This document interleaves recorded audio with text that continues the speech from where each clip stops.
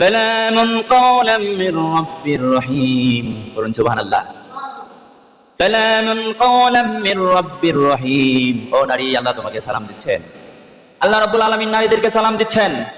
ও নারী, তুমি জানা করো নাই, ব্যভিচার করো নাই, পরকিয়া করো নাই, খারাপ কাজ করো নাই, সারাদিন কোরআনুল কারীম পড়েছো, নবীর হাদিস পড়েছো, এই হাদিস অনুযায়ী আমল করেছো নবী, এই জন্য তোমাকে সালাম। আল্লাহ বলছেন, ও পুরুষ তোমাকেও সালাম। তুমি খারাপ কাজ করো নাই, ব্যভিচার করো নাই, তুমি সৎ পথে ইনকাম করেছো, হালাল উপার্জন করেছো, তোমাকে সালাম। ও নেতা, তোমাকেও সালাম। তুমি টেন্ডারবাজি করো নাই, ইসলাম অনুযায়ী, ধর্ম অনুযায়ী তুমি রাজনীতি করেছো, রাষ্ট্র চালিয়েছো, তোমাকেও সালাম। আল্লাহ রাব্বুল আলামিন বলছেন, সালামুন কাওলাম মির রাব্বির রহিম। আল্লাহ রাব্বুল আলামিন সালামের শিক্ষা দিয়ে দিচ্ছেন, সালামুন কাওলাম মির রাব্বির রহিম। এত সুন্দর ভাবে সালাম দিচ্ছেন।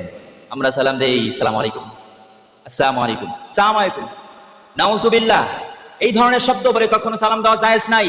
আসসালামু আলাইকুম, আসসালামু আলাইকুম, এটার অর্থ হচ্ছে তোমার উপর মৃত্যু আসুক, তুমি ইন্তেকাল করো, এটা হচ্ছে অর্থ।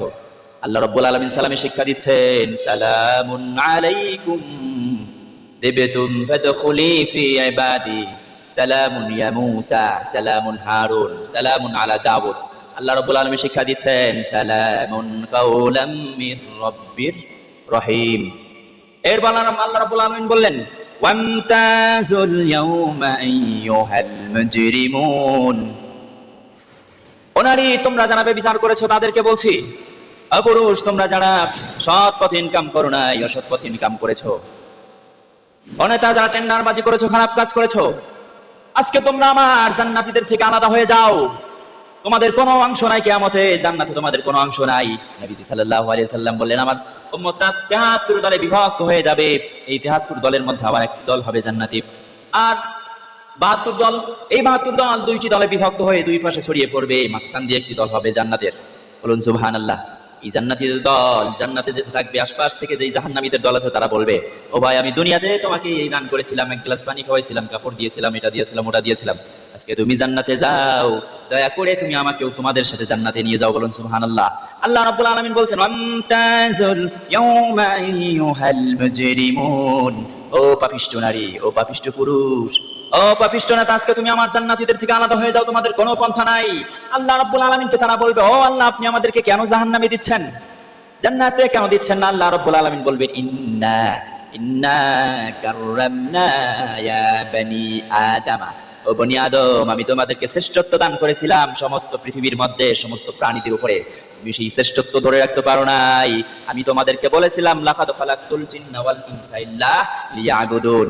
আমি তোমাদেরকে বলেছিলাম, তুমি এবং জিন জাতি, মানুষ এবং জিন জাতি আমার উপাসনা করবে।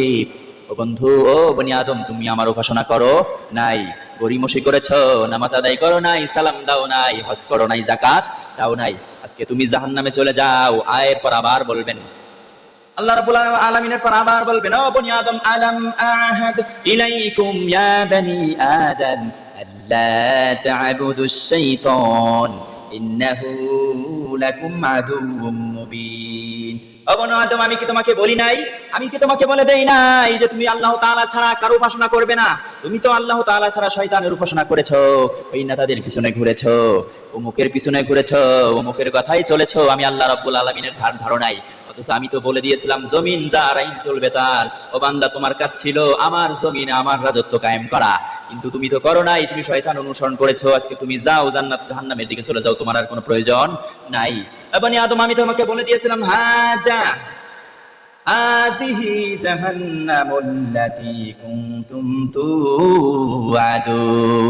তুমি যদি আমি রবের উপাসনা না করো, আমি তোমাকে এই জাহান্নাম দিয়ে দিব, তোমাকে এই জাহান্নামে নিপতিত করবে, এটা আমি ওয়াদা করেছিলাম।